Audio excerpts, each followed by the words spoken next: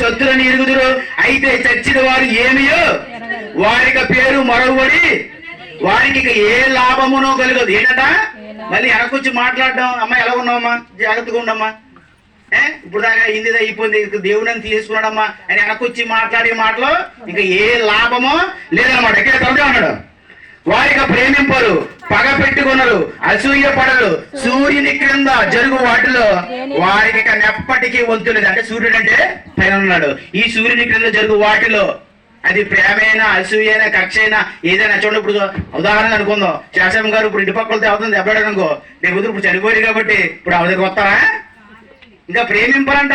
నాకు మనవలు ఉన్నారని లేదా వాళ్ళని ప్రేమిద్దామని, వాళ్ళకేదో తెద్దామని, వాళ్ళకేదో చేద్దామని ఇంకా వేరే ఆలోచన, వేరే థాట్ అక్కడ వేరే ప్రదేశంలో లేదన్నమాట. ఇప్పుడు ఏమన్నాయంట, వారికి ప్రేమింపరు, పగ పెట్టుకొనరు, అసూయ పడరు, సూర్యుని క్రింద జరుగు వాటిలో దేని ఎందు వారికి ఇంకా ఎప్పటికీ ఇంకా మళ్ళీ వెనక్కి వచ్చేది ఏమి లేదు. అందరూ మనమే అలవలసిన వాళ్ళమే. రెండో రాగలు మొత్తం అంతా కూడా పంచభూతాలన్నీ కూడా ఏమైపోతాయి, లైన్ అయిపోతాయి.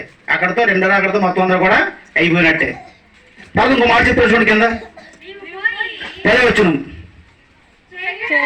చూడండి ఏమన్నాయంటే, చేయుటకు నీ చేతికి వచ్చిన ఏ పనినైనను నీ శక్తి లోపం లేకుండా చేయము, నీవు పోవు పాతాళమునందు పని అయినను ఉపాయమైనను తెలివైనను జ్ఞానమైనను. అంటే ఇప్పుడు శాసనం గారికి ఆమె చనిపోయి అక్కడ ఉన్నటువంటి ప్రదేశం నుంచి మళ్ళీ ఇక్కడ నుంచి ఆలోచించే తెలివైనను జ్ఞానమైనను. ఈ సూర్యుని క్రింద ఏం జరుగుతుంది, ఎలా ఉన్నాయి, ఎండలు ఎలా ఉన్నాయి, వర్షాలు బాగా పడుతున్నాయా, పంటలు బాగా పండుతున్నాయా, మా పొలం ఎలా ఉంది, మా వాళ్ళు ఎలా ఉన్నారు ఏంటని చూసి ఇంకా ప్రయత్నం ఇంకేమీ ఇంక ఏ లాభం లేదంట.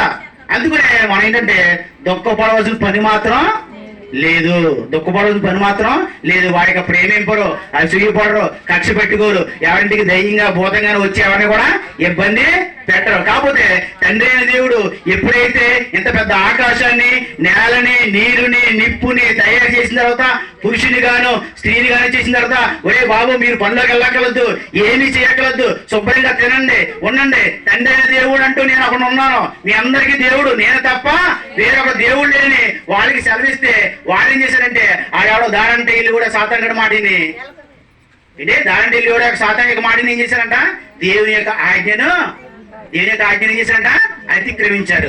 ఆజ్ఞాతిక్రమమే ఆ ద్వారానే మనందరికీ కూడా ఏమైందంట మరణం అనేది సంభవించింది. అప్పటి వరకు లేదు చూడండి, అప్పటి వరకు చూడండి. ఆదికాండం ఈ మాట ముంచేద్దాం, ఆదికాండం 3వ అధ్యాయం,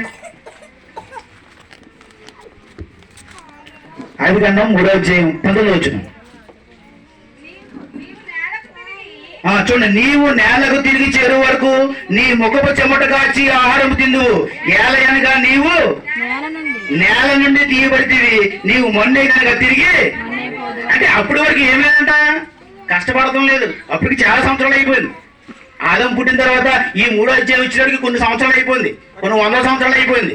అయినప్పటికీ ఆ అన్ని సంవత్సరాలు కూడా వాళ్ళు కష్టపడలేదు, ఏం చేయలేదు. కానీ ఎప్పుడైతే ఆజ్ఞను అతిక్రమించారో ఇక్కడి నుంచి నువ్వు తలుపు పారపడి వెళ్ళు, వ్యవసాయం చేయి, కష్టపడు, నీ కోసం నీ కుటుంబం కోసం ఏం చేయాలి, కష్టపడమని చెప్పాడు అనమాట. అప్పటి నుంచి వారు ఎప్పుడైతే ఆజ్ఞను అతిక్రమించారో వారి ద్వారా మనందరికీ కూడా మరణం అనేది సంప్రాప్తమైందనమాట.